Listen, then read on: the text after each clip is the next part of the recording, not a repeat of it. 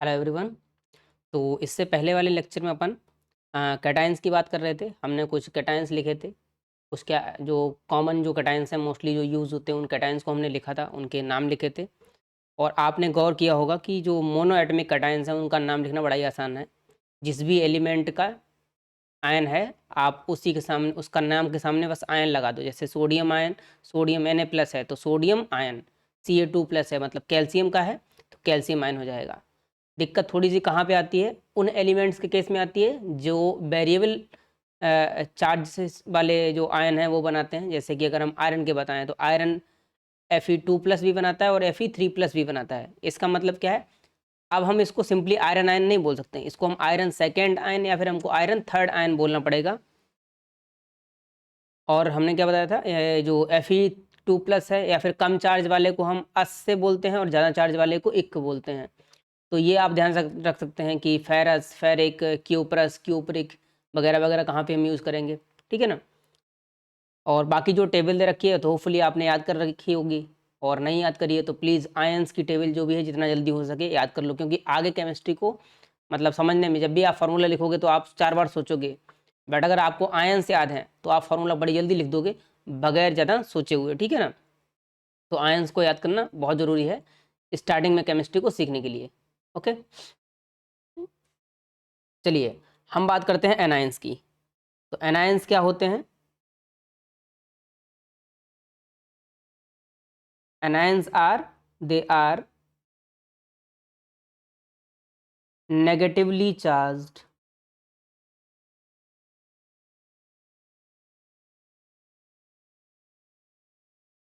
Ions. Anions are negatively charged.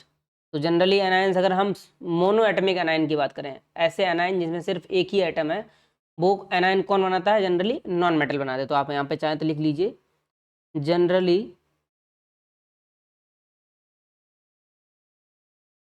anions are formed by non-metals।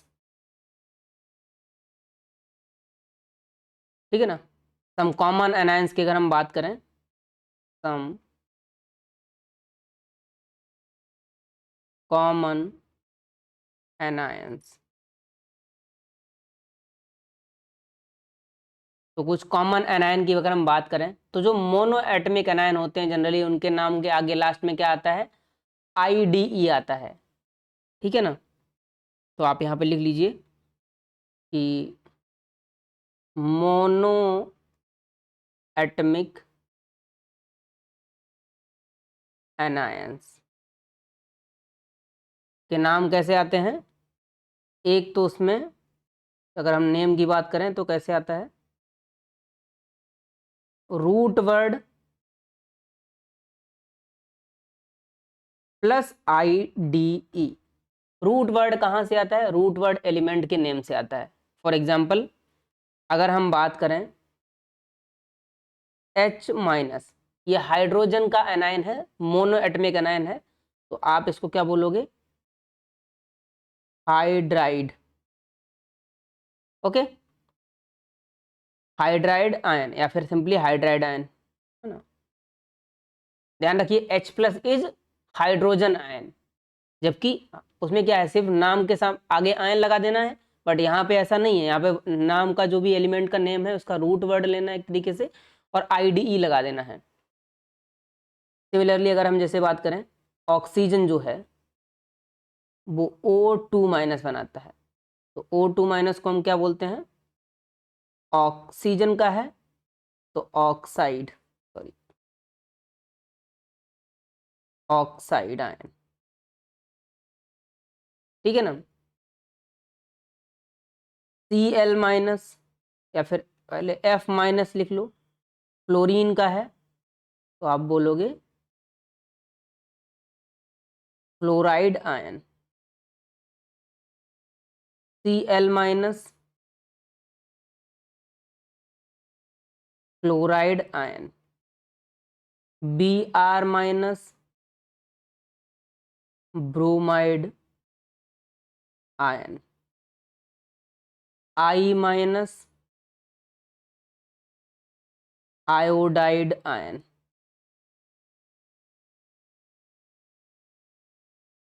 आप इधर ही लिख लो यहाँ पर।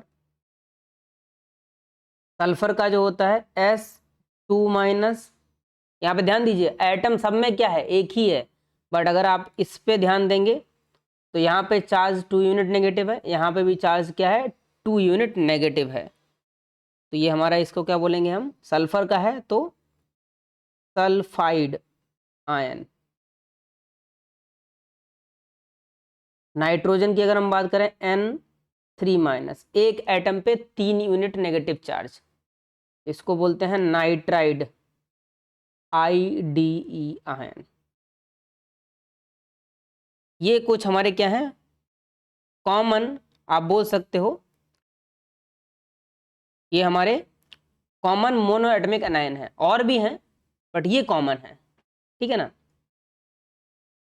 हम बात करेंगे दूसरे एनायन की, मतलब मोनोएटमिक में आप ये रख सकते हैं, ठीक है ना। बाकी सब में इतने रूल्स नहीं है, बट मोनोएटमिक के लिए ये रूल जो है वो हर जगह लागू होगा। चलिए हम बात करते हैं पॉलीएटमिक एनायंस की। पॉलीएटमिक एनायन, यहाँ पे भी कुछ कॉमन है। सबसे फेमस इसमें है OH माइनस, इसको बोलते हैं हाइड्रोक्साइड, ठीक है ना। CN माइनस साइनाइड, आप HS माइनस लिख सकते हैं, HS माइनस, इसको बोलते हैं हाइड्रोजन सल्फाइड, ठीक है ना, या फिर by sulphide, by sulphide ion, या फिर इसी को क्या लिखते हैं, और हाइड्रोजन सल्फाइड आयन। ध्यान दीजिए हाइड्रोजन सल्फाइड एक कंपाउंड भी होता है, बट ये हाइड्रोजन सल्फाइड आयन है, ओके। तो ये है।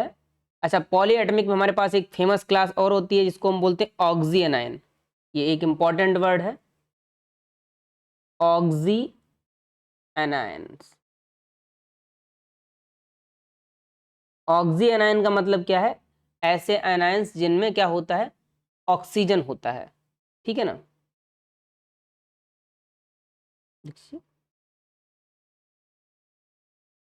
ऑक्सीजन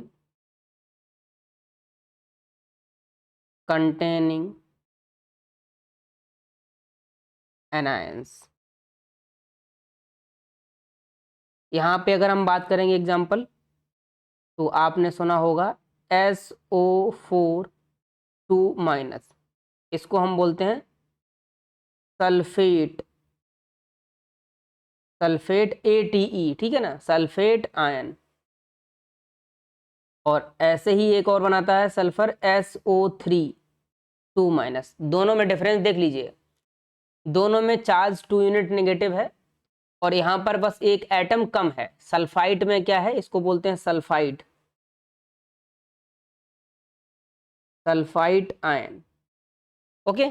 सल्फाइड में क्या है, सल्फेट से एक कम ऑक्सीजन एटम है, ATE और ITE। तो जनरली जैसे सेम एलिमेंट के जो ऑक्सी एनायन होते हैं उसमें नंबर ऑफ ऑक्सीजन के बेसिस पे हम 8 और 8 यूज़ करते हैं, ज़्यादा वाले में 8, कम वाले में 8 यूज़ करते हैं।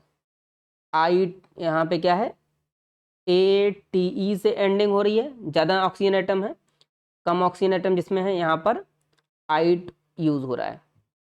सिमिलरली अगर आप लिखना चाहें तो नाइट्रोजन के केस में भी ऐसा होता है, NO3 माइनस और NO2 माइनस, इसको बोलते हैं नाइट्रेट आयन, और इसको बोलते हैं nitrite ITE ion.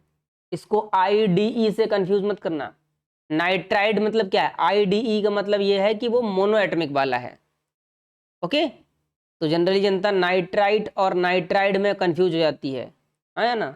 Nitrite ITE मतलब NO2 माइनस, और नाइट्राइड मतलब IDE तो नाइट्रोजन का मोनो एटमिक होता है N3 माइनस।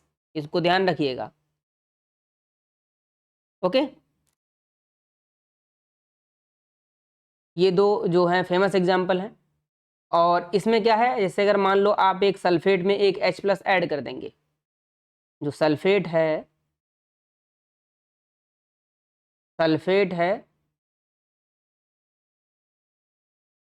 SO4 2 माइनस, इसमें अगर आप एक H+ ऐड कर देंगे तो देखो चार्ज कितना है, यहाँ पे 2 यूनिट निगेटिव है, यहाँ पर 1 यूनिट पॉजिटिव है। तो जब ये बनेगा HSO4 तो यहाँ पे चार्ज कितना होना चाहिए, नेट चार्ज जो है 1 यूनिट नेगेटिव है। तो इसको बोलते हैं अगर सल्फेट,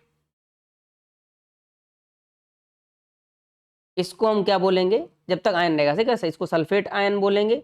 इसको हाइड्रोजन सल्फेट क्या बोलेंगे, हाइड्रोजन सल्फेट, या फिर इसी को क्या बोल देते हैं, हाइड्रोजन सल्फेट को ही क्या बोलेंगे, बाई सल्फेट। जैसे अगर आप बात करो SO3 2 माइनस में अगर हमने एक H+ किया तो ये बनता है HSO3 माइनस।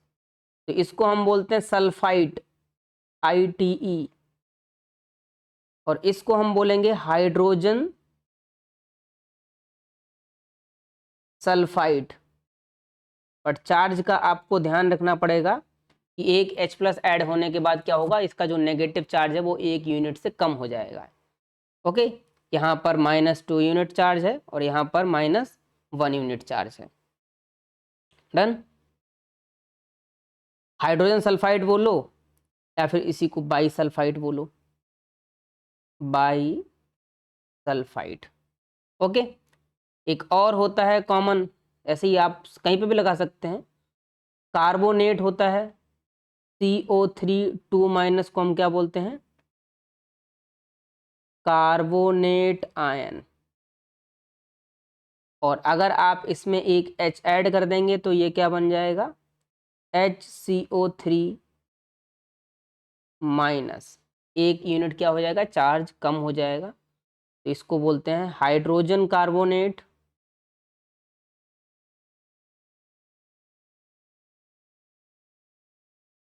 या फिर इसी को आप बोल सकते हैं बाई कार्बोनेट। कुछ और हैं, जैसे कि इसको हम बोलेंगे, आप ऐसे लिख दीजिए, ये कुछ फेमस हैं जो कि अभी शायद काम नहीं है, लेकिन थोड़ा सा ऐसे ही मतलब आगे बढ़ेंगे 10th क्लास के आगे तो हो सकता है 10th क्लास में ही यूज़ हो जाएं, कुछ 10th क्लास के आगे भी हो सकते हैं, ठीक है ना। जैसे MnO4 माइनस, इसको बोलते हैं परमैंगनेट, पर मैंगनेट आयन।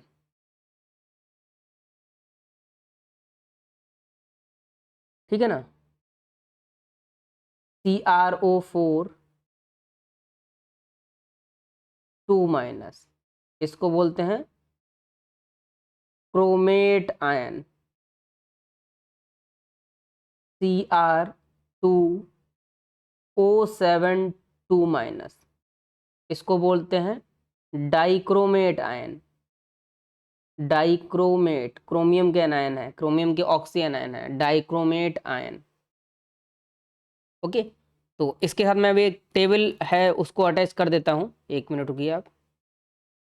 ठीक है, तो ये हमने टेबल अटैच कर दिए। आप इसमें से जो भी इम्पोर्टेंट आयन है, लगभग मैंने सारे ही लिख दिए हैं, कुछ कुछ छोड़ दिए हैं बट ऑलमोस्ट सारे लिख दिए हैं, ठीक है ना। तो इन आयंस को आप क्या करो, बढ़िया से इन आयंस को भी इनको क्या कर लो, याद कर लो। इन आयंस को आप अच्छे से लिख लो, याद कर लो, और होपफुली ये आगे आपको फार्मूला लिखने में, जो नेक्स्ट चैप्टर है उसमें हम पढ़ेंगे फार्मूला लिखना, तो उसमें ज़रूर काम आएंगे। अगर आपको आयंस याद नहीं है तो आप आयनिक कंपाउंड के फार्मूले इतनी आसानी से नहीं लिख पाओगे। तो आयंस याद करो, क्या होता है, उस पर कितना चार्ज होता है, ठीक है ना। यहाँ पे एक स्ट्रक्चर है, आप देख सकते हैं इसको, ये जो O22-, यहाँ पे क्या है, ये मोनो एटमिक नहीं है, ध्यान रखिए, यहाँ पे 2 ऑक्सीजन एटम है। यहाँ पे क्या है, O2, 2 ऑक्सीजन एटम है, उस पर 2 यूनिट नेगेटिव चार्ज है। इसको परऑक्साइड है, ये फेमस आयन है, तो इसको याद रखिएगा। डन। अब आइए हम बात करते हैं बैलेंसी की। एक टर्म होता है क्या, बैलेंसी। होपफुली आप ये लिखेंगे आराम से, वैलेंसी। इसको बोलते हैं कंबाइनिंग कैपेसिटी, लेमैन टर्म में एकदम मोटा मोटी तौर पर, ठीक है ना। Combining capacity of an atom और आयन। इसको और अच्छे से समझने के लिए इसका मतलब यह है कि किसी एक एटम की, आप बोल सकते हैं, या फिर आयन की कंबाइनिंग कैपेसिटी क्या है। कहने का मतलब यह है कि वो एटम जब दूसरे एटम के साथ कंबाइन करेगा तो किस तरीके से, किस मतलब एक एटम के दूसरे एटम के कितने कितने एटम चाहिए होंगे। कहने का मतलब एक एलिमेंट दूसरे एलिमेंट के कितने एटम के साथ कंबाइन करेगा, वो सिंपली है। या फिर एक आयन दूसरे किसी कटायन जो है वो एनायन के साथ कितने कटायन कितने एनायन एक साथ कंबाइन होंगे, कंपाउंड बनेगा, उस तरीके से है। और अगर आपको इसको समझना है, वैसे तो मतलब इसकी मीनिंग में कुछ इतना ज़्यादा है नहीं, बट अगर आपको समझना है तो आप ऐसे समझिए कि से एक 4 खिलौनों वाला, मतलब 4 हाथों वाला एक खिलौना है, और आपको ऐसा खेल खिलाना है, मतलब बच्चों के साथ के बच्चे ऐसे खेलना है कि उसके सारे हाथ ऑक्युपाइड हों, सारे हाथ कोई ना कोई पकड़े हो। तो अगर 4 हाथ वाला खिलौना है तो उस खिलौने से खेलने के लिए कितने बच्चे चाहिए होंगे, तो आप बोलोगे कि 2 बच्चे चाहिए होंगे, 2-2 हाथ पकड़ेंगे दोनों। बट अगर हम ऐसे ही इक्वेशन बनाएं कि अगर 6 हाथ वाला खिलौना है तो आप बोलोगे 3 बच्चे चाहिए होंगे खेलने के लिए। लेकिन एक ऐसा खिलौना है कि उस खिलौने के 3 हाथ हैं, तो अब क्या करोगे आप, तो अब आप बोलोगे कि ऐसा होना चाहिए कि भाई किसी कोई भी हाथ खाली नहीं रहना चाहिए। तो आप क्या करोगे, 2 खिलौने लाओगे और 3 बच्चे लाओगे। 2 खिलौनों के टोटल हाथ कितने हो जाएंगे, 6 हो जाएंगे, और 3 बच्चों के भी टोटल हाथ कितने हो जाएंगे, 6 हो जाएंगे। तो इस तरीके से खेलने का सिस्टम है। बट हम यहाँ पे बात करेंगे जब कंपाउंड के टर्म्स में, या फिर लिखने के यहाँ पे क्या कहते हैं, एलिमेंट्स और आयन के टर्म में, तो बैलेंसी आपको इतना सोचना नहीं है, बड़ी आसानी से आप बैलेंसी लिख सकते हैं। तो बैलेंसी से पहले हम एक टर्म इंट्रोड्यूस करेंगे, बैलेंस इलेक्ट्रॉन, ठीक है ना, जो कि हमने वहाँ पे भी इंट्रोड्यूस किया था जब हम इलेक्ट्रॉनिक कॉन्फ़िगरेशन लिख रहे थे। बैलेंस इलेक्ट्रॉन्स, बैलेंस इलेक्ट्रॉन्स का मतलब क्या होता है, electrons present in valence shell. और बैलेंस सेल किसको बोलते हैं, बैलेंस सेल बोलते हैं हम आउटर मोस्ट सेल को। तो आप लिख लीजिए, इलेक्ट्रॉन्स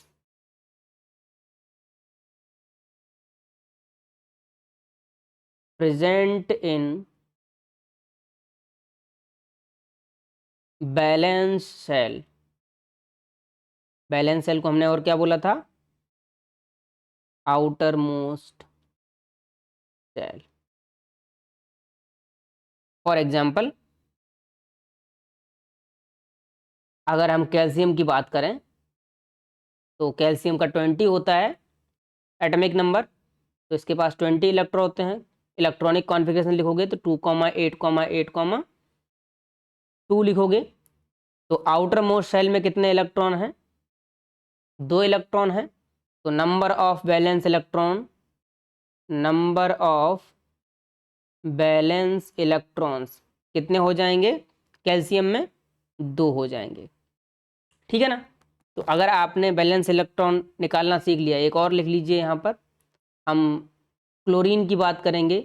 क्लोरीन के क्या होते हैं, 17 होते हैं, तो आप बोलोगे 2,8,7।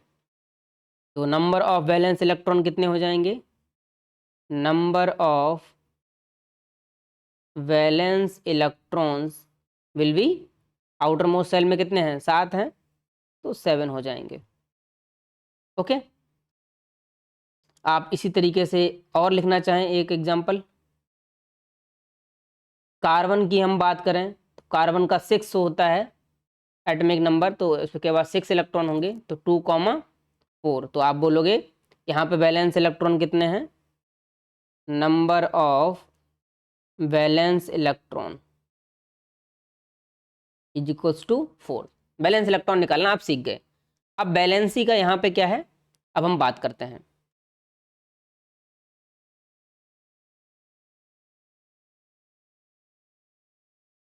बैलेंसी ऑफ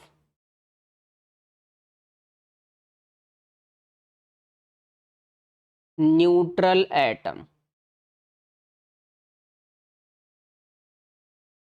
न्यूट्रल एटम की बैलेंसी की अगर हम बात करें से नंबर ऑफ वैलेंस इलेक्ट्रॉन को हम डिनोट कर रहे हैं एक्स से। नंबर ऑफ वैलेंस इलेक्ट्रॉन किससे डिनोट कर रहे हैं, एक्स से। तो बैलेंसी क्या हो जाएगी,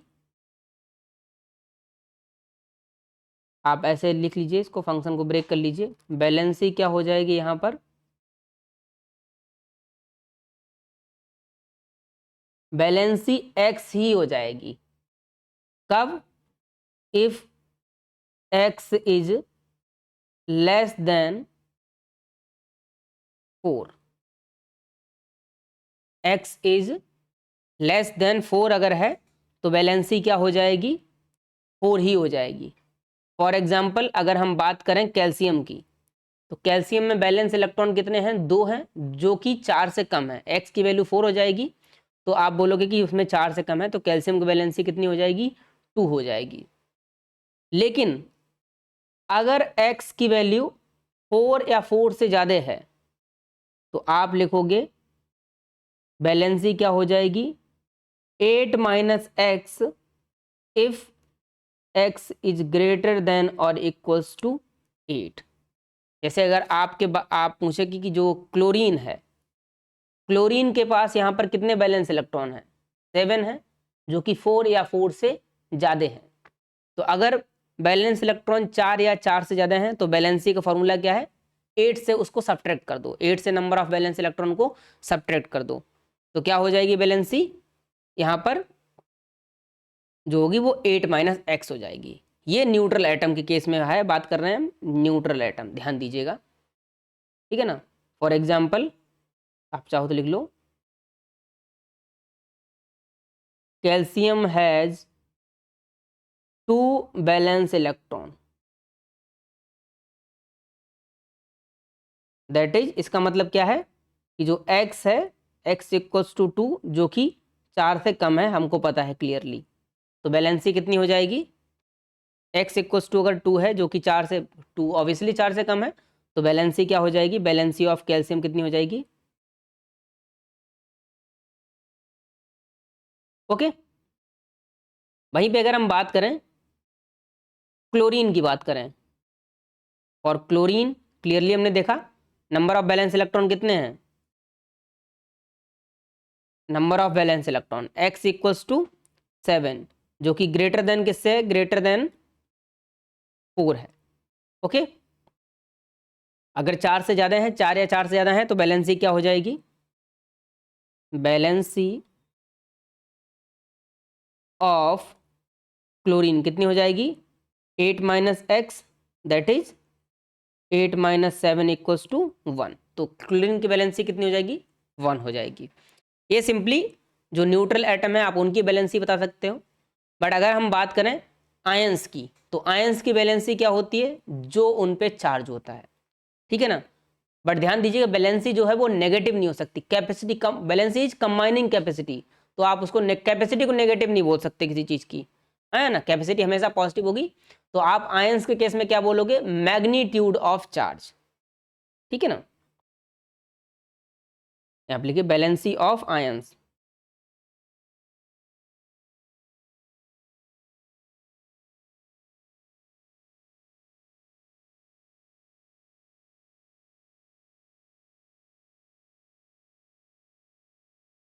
valency of ions.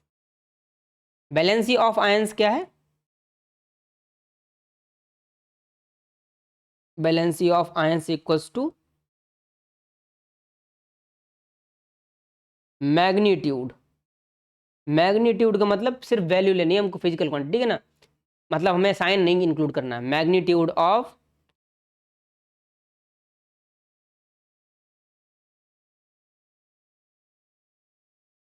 Charge on it. For example ion valency. हमारे पास आयन क्या है? से हमारे पास आयन कैल्शियम 2+ है, तो आप बोलोगे वैलेंसी 2 हो जाएगी। हमारे पास आयन CrO4 2- है, ओके। क्रोमेट आयन है, तो आप क्या बोलोगे वैलेंसी? यहाँ पे देखो चार्ज तो 2 यूनिट नेगेटिव है, लेकिन वैलेंसी जो होगी वो मैग्नीट्यूड से मतलब है +2 हो -2 हो, 2 ही वैलेंसी होगी, ओके। जैसे सल्फेट की बात करें, SO4 2- वैलेंसी कितनी हो जाएगी? 2। Nitride N3- IDE mono atomic ion, valency 3 हो जाएगी। तो इस हिसाब से क्या है, आप किसी भी आयन के वैलेंसी में कोई बड़ी रॉकेट वाली चीज़ है ही नहीं, ठीक है ना। तो सिंपली आप इसको याद कर सकते हैं, समझ सकते हैं। बैलेंसी को याद रखिएगा, बैलेंसी याद रखने की इतनी ज़रूरत है नहीं। कॉन्फ़िगरेशन अगर आपने याद कर लिया, एटॉमिक नंबर आपको याद होने चाहिए। एटॉमिक नंबर से आप कॉन्फ़िगरेशन लिख सकते हो, कॉन्फ़िगरेशन से बैलेंस इलेक्ट्रॉन निकाल सकते हो, बैलेंस इलेक्ट्रॉन से बैलेंसी निकाल सकते हो। आयंस याद होंगे तो बैलेंसी ऑटोमेटिकली पता चल जाएगी। बट अगर आयंस याद होंगे, उसका और फ़ायदा क्या है कि आप आगे फार्मूले जो हैं, कंपाउंड्स के फार्मूले हैं, जो कि आपने सुना का sodium sulphate, sodium nitrate, silver nitrate वगैरह वगैरह के, आप फॉर्मूले बड़े आसानी से लिख पाओगे अगर आपने ये टेबल जो 2 हैं इनको याद कर लिया। और मेरे हिसाब से आपको कैटायन और एनायन की वो टेबल जो है जितनी जल्दी हो सके याद कर लेनी चाहिए, आपको आगे बहुत काम आने वाली है, ओके। तो इस वीडियो में इतना ही अभी के लिए, बस, ओके।